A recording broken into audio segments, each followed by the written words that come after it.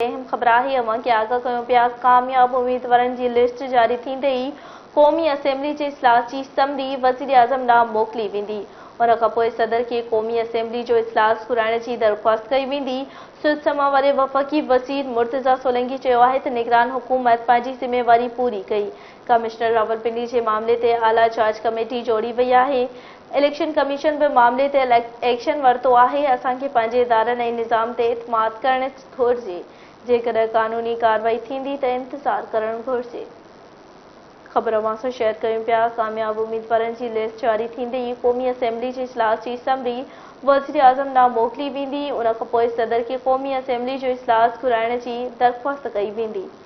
सुचमा वारो वफ़ाक़ी वज़ीर मुर्तज़ा सोलंकी जो चवणु आहे त निगरान हुकूमत पंहिंजी ज़िम्मेवारी पूरी कई।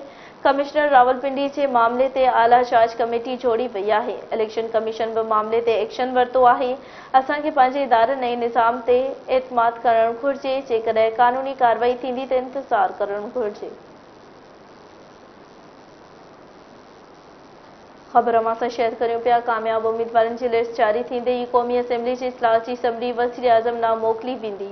उन खां पोइ सदर खे क़ौमी असेंबली जो इजलास घुराइण जी दरख़्वास्त कई वेंदी।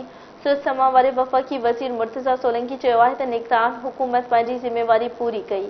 कमिश्नर रावलपिंडी जे मामले ते आला जांच कमेटी जोड़ी वई आहे।